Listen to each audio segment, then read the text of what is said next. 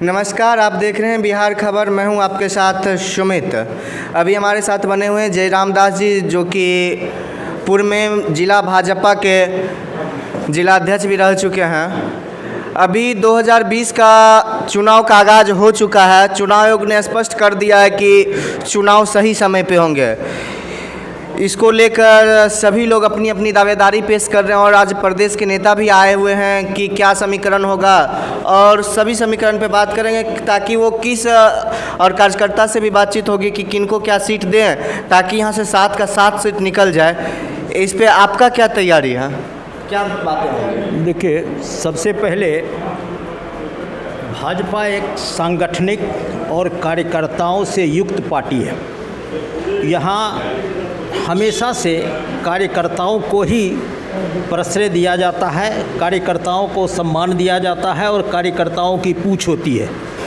इसलिए कि भाजपा से आज सब वर्ग के लोग और पूरे तन्मयता के साथ, पूरे सौहार्द के साथ और समर्पण के साथ जुड़े हुए हैं। एक आज के सभी पार्टियों का देखा जाए तो सबका कहीं न कहीं अपना एक आधिपत्य है।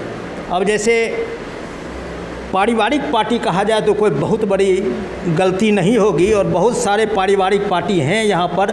और हमको लगता है कि सांगठनिक रूप से 2 पार्टियाँ या थी बेगूसराय में, ख़ास तौर से एक कम्युनिस्ट था और दूसरा ये भाजपा है। कम्युनिस्ट का पराभव हो चुका है। कम्युनिस्ट आज खोजे से नज़र नहीं आता है, वो अपने आप में गंगा जी के गर्भ में हमको लगता है समाहित हो गया है। और हमारी जो पार्टी है वो उत्तरोत्तर दिनों दिन आगे बढ़ रही है, क्योंकि मैं पहले भी कह चुका हूँ, यहाँ कार्यकर्ताओं की पूछ है, कार्यकर्ताओं का सम्मान है और हर वर्ग के कार्यकर्ता इससे जुड़े हुए हैं। इसलिए इस पार्टी में हम लोग और बेगूसराय की जनता या पूरे देश की जनता आज माननीय प्रधानमंत्री के नेतृत्व को विश्वास कर रही है। लगातार सोशल मीडिया पे देखा जाता है कि कुछ व्यक्तियों के द्वारा पोस्ट किया गया है कि जाति विशेष लोगों को ही बेगूसराय विधानसभा से टिकट दिया जाए, और जाति विशेष समुदाय पे देखते हैं जातिगत आकलन करके वो कहते हैं फलना जाति के लोग इतने दिन सांसद रहे, इतने दिन विधायक रहे, और जातिगत बातें करते हैं। तो क्या पार्टी में जाति को देख के टिकट देना चाहिए? देखिए, आप अगर बिहार की बात करेंगे तो ईमानदारी से कहा जाए तो अपने बिहार में जितनी भी जातियां हैं उसमें 12 जाति ही डोमिनेट करते हैं। अब ये न मत कहिएगा कि अब जातियों का नाम गिनाइए, क्योंकि ये सिर्फ 12 जातियां जो हैं वो डोमिनेट करती हैं। पूरे बिहार की बात हम कर रहे हैं। जहाँ तक बेगूसराय की बात है, बेगूसराय अगर बेगूसराय विधानसभा की बात हम करें तो यहाँ 312 बूथ अभी प्रेजेंट में है, और इस विधानसभा की बहुलता ये आपको लोकसभा में दिख चुका है। 1,22,000 के वोट से सांसद महोदय विजयी हुए। यहाँ एक मुश्त लोगों ने अपने प्रधानमंत्री नरेंद्र मोदी का विश्वास किया, और उसकी विश्वसनीयता को देखते हुए समूह में वोट किया गया है। आप भी इसको देख रहे हैं और समझ रहे हैं। अब विधानसभा चुनाव जो आपका होने जा रहा है, विधानसभा चुनाव में सबसे दुखद स्थिति मेरे साथ इस समय वो हुई थी जब 7 विधानसभा मेरे अध्यक्षता के काल में हम लोग हार चुके थे। और उस गलती को अगर इस बार भी दोहराई जाएगी हमारे संगठन के द्वारा तो फिर दोहरा पाना हमको मुश्किल होगा। इसलिए अगर हमसे पूछना चाहते हैं तो मेरा व्यक्तिगत राय यही है कि उस गलती को न दोहराते हुए हम लोगों को संगठनिक हित में और संगठन को भी कार्यकर्ताओं की सोच को प्रश्रय देते हुए उसके अनुसार आगे की कार्रवाई करनी होगी। 2015 में कौन सी गलती हुई थी?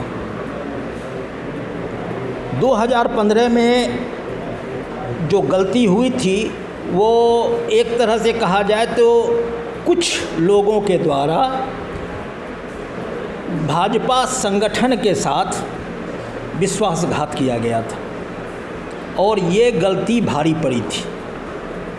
कुछ जो प्रत्याशी थे वो भी उस ढंग से लड़ाई में, हमारे पिछले जो सांसद थे माननीय भोला बाबू, हम आज तक हमारे गुरुदेव हैं, मैं उनको भी सम्मान करता हूँ।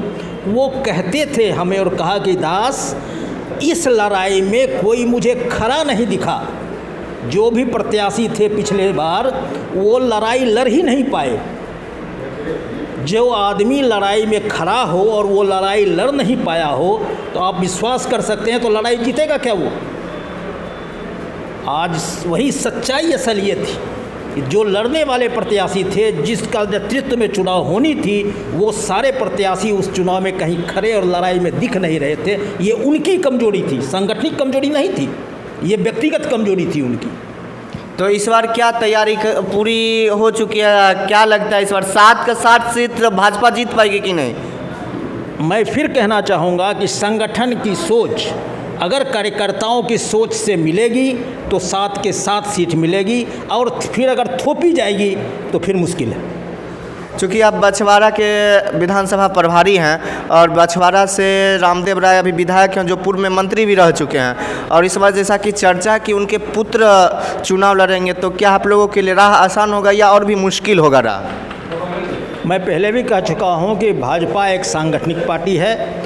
भाजपा बछवाड़ा विधानसभा में 299 बूथ हैं और 299 बूथ पर हम लोगों ने सप्तऋषि को तैयार किया है। सप्तऋषि वो कार्यकर्ता हैं जो हर बूथ पर जो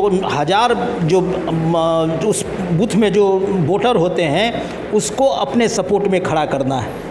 इसमें जो होते हैं सो वहाँ के अध्यक्ष होते हैं, महामंत्री उपाध्यक्ष होते हैं, फिर वहाँ की BLO होती हैं और कुछ 2 महिला होती हैं, और जो समाज वहाँ का ज़्यादा जाति में है उसके 2 आदमी हम लोग चुन के वहाँ सप्तऋषि को तैयार करते हैं। तो उस तरह का सारा कार्य हम लोग बछवाड़ा विधानसभा में कर चुके हैं।